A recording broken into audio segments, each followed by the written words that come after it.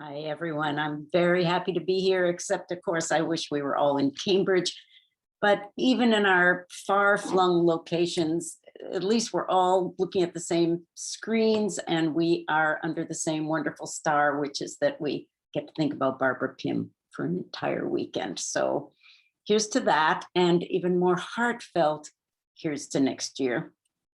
In this paper, I'm going to talk, as I so often do, about food, which is my obsession.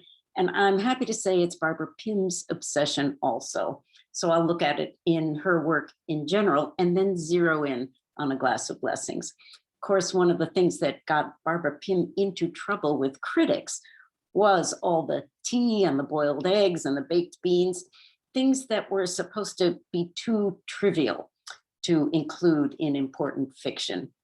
I have to say, nothing irritates me more than the use of the word trivial to describe all those elements of daily life that enthralled Barbara Pym, that she observed and jotted down in her journals and wove into the fiction.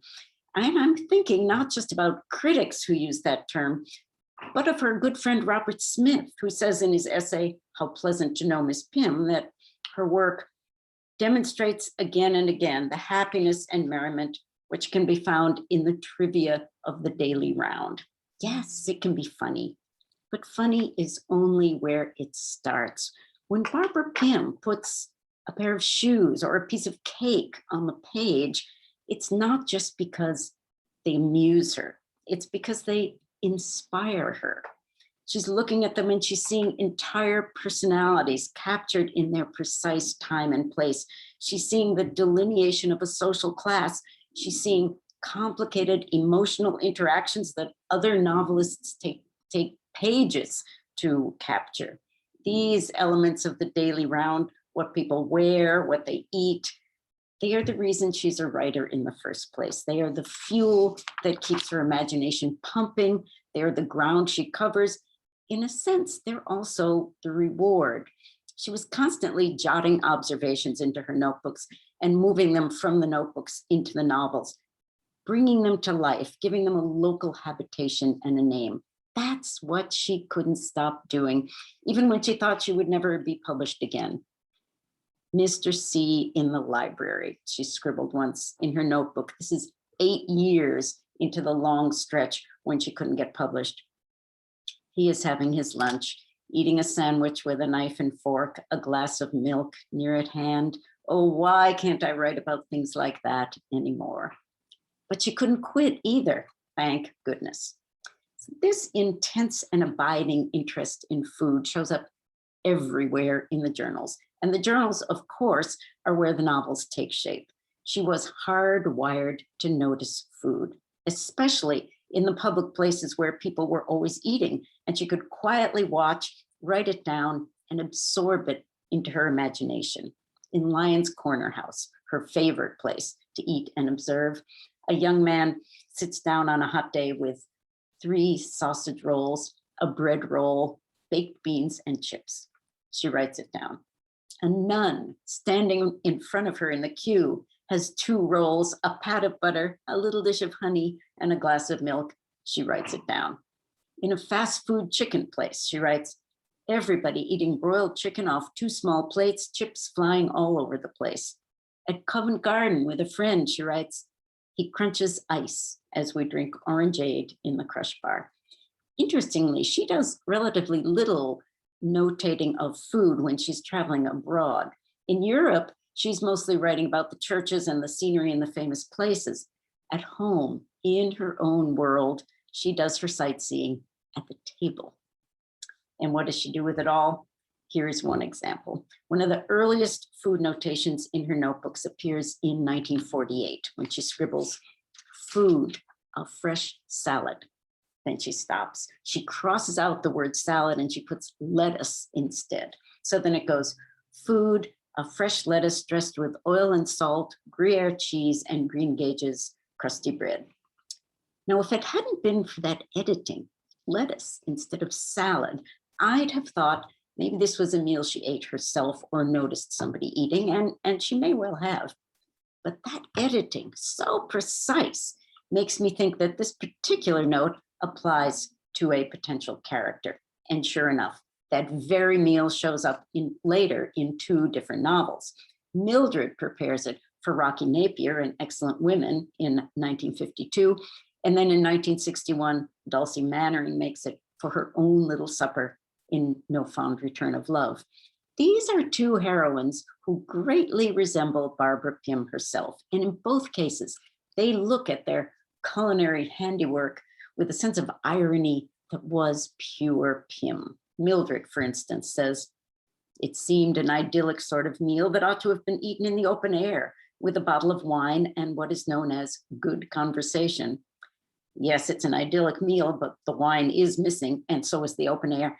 And alas, so is the romance. This meal will never reach truly idyllic status. Neither will Rocky Napier, who's immensely appealing, but he's quite out of reach. He's an exotic newcomer who casually steps in and out of Mildred's humble domestic environment. A Pym heroine like Mildred rarely gets to share a textbook idyllic meal with a lover. Her fate, at least temporarily, is dinner with Everard Bone and his mother, where the good conversation is going to be about wormwood. By contrast, this same meal, when Dulcie Mannering prepares it, is a contented, solitary supper. As she describes it, the sort that French peasants are said to eat and that enlightened English people sometimes enjoy rather self-consciously. Instead of the de rigueur wine and the lovingly prepared dressing, she's going to have orange squash and bottled mayonnaise. Now, the specter hovering over both these meals is Elizabeth David, whom I'll talk about in a minute. But in the 50s and 60s, it was her books that put European peasant food at the top of the culinary hierarchy. So Dulcie is acknowledging this hierarchy, but she's not eating in homage to it. Dulcie is truly the Pym of the journals. In fact, she's the Pym of Pym's grocery lists, which sometimes turn up in the journals. Dulcie could have written these. Pym bought olive oil and mayonnaise. She bought French wine and Coca-Cola. There is nothing aspirational about these grocery lists. And there's nothing aspirational about Dulcie at table or anywhere else. She is fundamentally content. She observes, she notices, she sees around and between things. And when it's time to eat, she puts on the table what she has and what she likes. Just as delicious as the food is what she's reading. And in this case, it's an old bound volume of Every Woman's Encyclopedia from 1911. I want to say just a word about the specter of Elizabeth David, who was in some ways the Julia Child of her time and place, and in whose presence, that is, we can sense her presence in A Glass of Blessings. If there were a standard text called the Illustrated History of Modern British Cooking, one of its most famous scenes would show Elizabeth David writing her first book. It's the last few years of the 1940s. Rationing is still in place. David picks up her pen to write about the food she remembers longingly from France and Egypt, where she had been during the war. The olive oil, the saffron, the garlic, the wine, the olives. Her book celebrating that beautiful cuisine, which is called A Book of Mediterranean Food, came out in 1950, and it was instantly an icon, honored to this day as the book that liberated a nation from soggy Brussels sprouts, tinned spaghetti, and rivers of white sauce. Years later, looking back on that success of 1950, Elizabeth David said, "It was a time really when they didn't have cookery articles. Why should they? They didn't have food." They didn't have food. It's a view of culinary history that won't die, despite considerable evidence to the contrary. Of course, wartime rationing put a huge burden on British cooking for years, but there was food before and there was food after. We know this from cookbooks and restaurant guides and memoirs, and we know it firsthand from Barbara Pym, who was working on her first book at the very same time Elizabeth David was writing hers. In fact, Some Tame Gazelle came out the same year as Mediterranean Food in 1950. Some Tame Gazelle is set in 1935, so it's basically a pageant of traditional, familiar British food as it was known in ordinary homes and villages before the war. It's the kind of food Pym understood perfectly. And by and large, it is delicious. Belinda and Harriet invite guests to a Sunday night supper of cold chickens with ham and tongue, trifles, jellies, fruit, and Stilton cheese. Or the curate comes over for roast duck and orange salad, or they butter hot scones at tea time, or Belinda tries her hand at homemade ravioli. Then, of course, there is a dreary vicarage meal with everything boiled or tinned. The point is, Belinda knows the difference, and so did Barbara Pym. What was notable about British food in the decades after the war, and for sure this is one of the reasons why she loved writing about it, was the way it swerved between extremes. Soggy Brussels sprouts, yes, but trips to France, recipes for coq au vin, also yes. Packaged biscuits, of course, but homemade trifle and summer pudding, these show up too. You can read Pym's novels of the 50s as a kind of timeline of changes, at least on the tables of her food-loving narrators. In the early 50s, rationing was still on. That's why Mildred and Dora are staring at the menu in the tea shop and seeing powdered eggs and curried whale meat. But by 1953, Prudence, in Jane and Prudence, can take herself out to a nice restaurant for a comfort food lunch of smoked salmon, a little chicken, and a fresh peach. 2 years later, Catherine, in Less Than Angels, cooks herself an oily dish full of garlic and buys a bottle of red wine to go with it. By 1958, when Wilmot sits down to a birthday dinner of roast duck and gooseberry pie, the quality of the food she mentions is remarkable. Certainly not what conventional wisdom associates with the British 1950s. We're seeing perfect cheese soufflés, great joints of roast beef, scampi, and sole vernique. There's also plenty of unappealing food in this book, which brings us to something that is especially striking about the food in A Glass of Blessings. We see it in the other novels too, but in this book in particular, which takes place in a very upper class world. Everywhere that food goes, intimations of social class go with it. Wilmot rarely eats a meal that is not exquisite, but Wilmot, character who resembles Pym not at all, except for the sense of humor and the habit of observing, lives in a kind of bubble. She's protected by her class and sensibility from much of the stress and irritation of the real world. When she does encounter questionable food, it's always when she makes a foray out of the bubble and into the larger, sometimes threatening world. In a dingy cafeteria with Sybil, for instance, she is sure the food is going to make her sick, so she nervously chooses, she says, the dishes that seemed most harmless: a cheese salad with a roll and butter, some stewed apple, and a cup of black coffee. On the evening she's supposed to attend a party at the parish hall to meet Father Ransom, the problem arises of how she's going to eat at all under such strange circumstances as an 8 p.m. reception. At 8 p.m., people like the Forsyths would normally be having dinner, not standing around holding cups of tea. Sybil says, it does seem that the church is out of touch with life. And then she quickly corrects herself because Sybil has a social conscience. She says, 8 o'clock is probably a convenient time for people who had been working until 5 or 6 and had a meal immediately afterwards. At the party, though Sybil normally prides herself on being socially at ease everywhere, she has a hard time latching on to any of the conversations underway. She is not in her natural environment. When the tea arrives, she takes one taste and quickly puts the cup down. It was not at all to my liking, nor did I feel I could tackle one of the large, brightly iced cakes which were offered. Another newcomer who does not fit in very naturally at St. Luke's is Mr. Basin, whose social pretensions are a kind of upside down and opposite version of Wilmot's social poise. She's exploring below her level. He's trying to clamber up using food as a kind of a signaling device. Scampi, escargot, coq au vin. He wants to transform the clergy cuisine and leave their previous cook with her boiled cod and baked beans in the dust.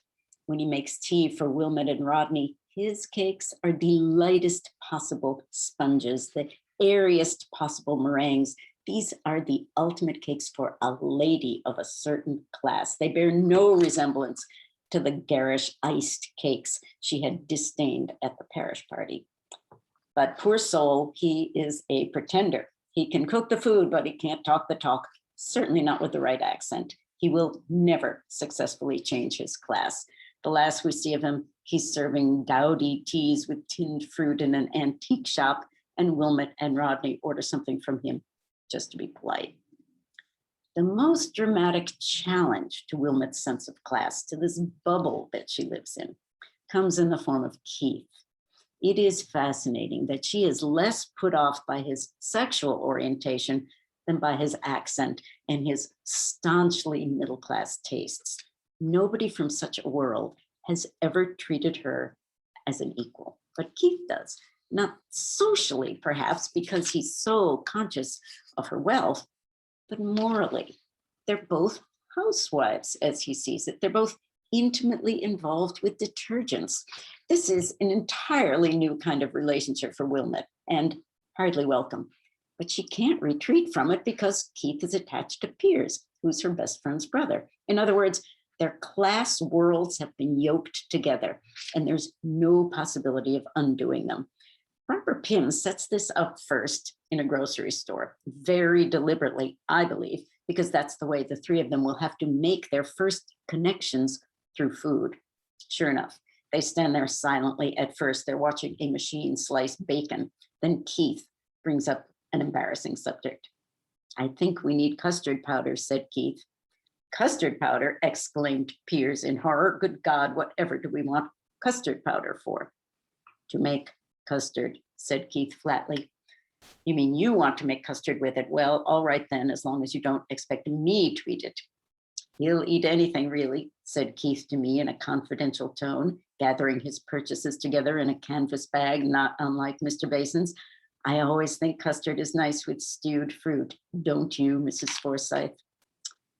Custard made from powder, Bird's custard powder, had been a British staple for nearly a century by the 50s. Wilmot had certainly eaten it, though probably not at her own table.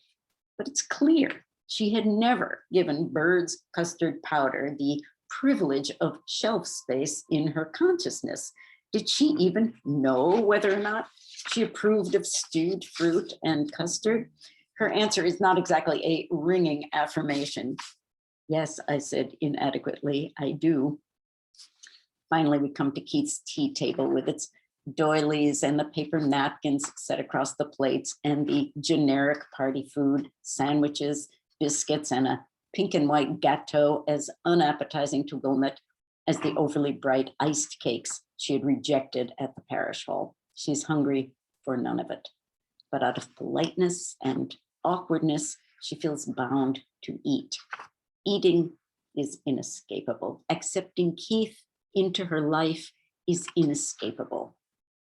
It was quite obvious that I was going to find it impossible to dislike Keith, she reflects. And then, almost as if she's following a script, she finds that she's inviting him to tea at her house. After that invitation, the relationship is a settled thing. He takes up lodging in her world, like some odd but unthreatening visitor, as she says, at once comic, boring, and cozy. And she adds, "I had really grown quite fond of him." So that bubble, that protective shield of class around Wilmot, is a little bit permeable after all. She lets Keith into her world. But does she let him bring in those pink and white cakes? My guess is no way. But Pym leaves it to our imagination. Thank you.